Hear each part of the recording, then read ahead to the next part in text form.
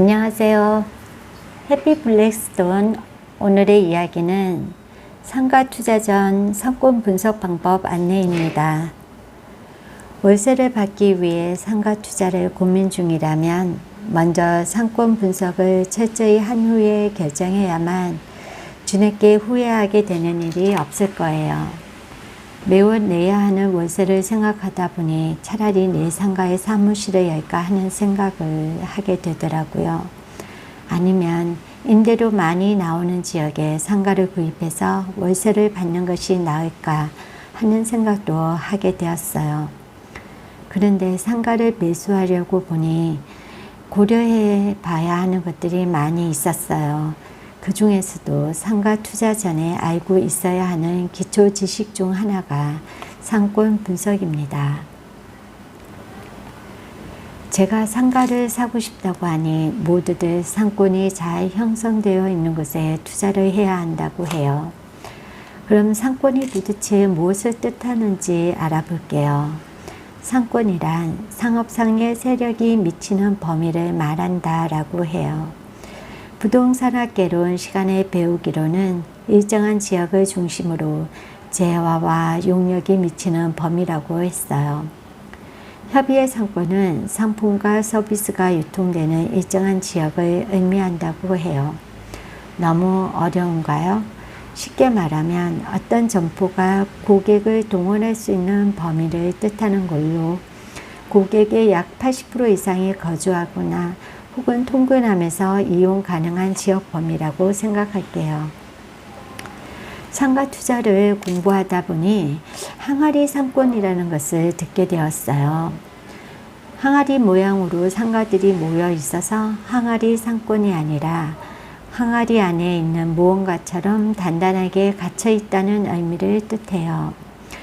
역세권 상권은 아니지만 공급에 비해 수요가 많은 지역으로 지역 구조상 더 이상 상권이 커지기 어려운 곳을 말합니다. 주로 아파트 단지에 둘러싸여 있어서 아파트를 재건축하지 않는 이상 더 이상 상가를 지을 수 없는 곳을 생각하면 쉬워요.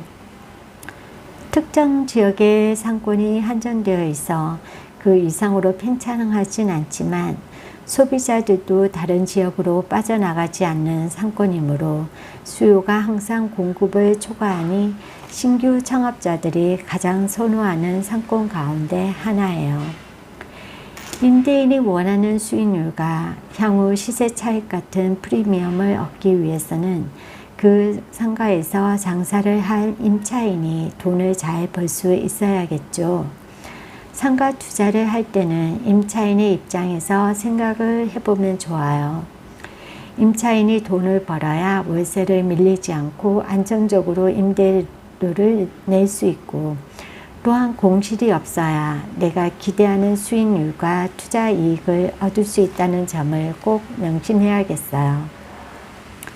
상가 중에 제가 고민하고 있는 상가는 아파트 단지 내에 위치한 상가예요.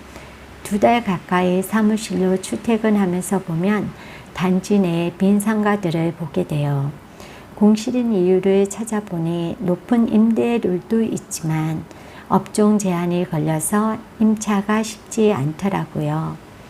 바로 인근에 학교가 있거나 밖에서 보기엔 지층 같지만 건축물 대장상 지하로 되어 있어 학원 같은 업종이 들어올 수가 없다고 해요.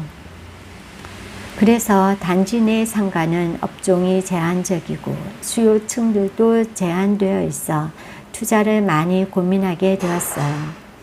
편의점이나 부동산 사무실이 아니면 공실의 위험이 항상 있습니다.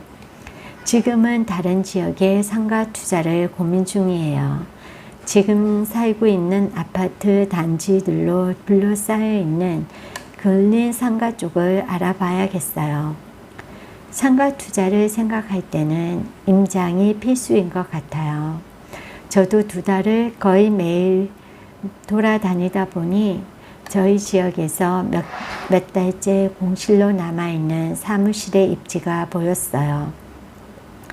임장을 한두 번만으로 결정하지 말고 최대한 그 지역에 많이 나가봐야 상권이라는 것이 조금 보일 수 있는 것 같아요.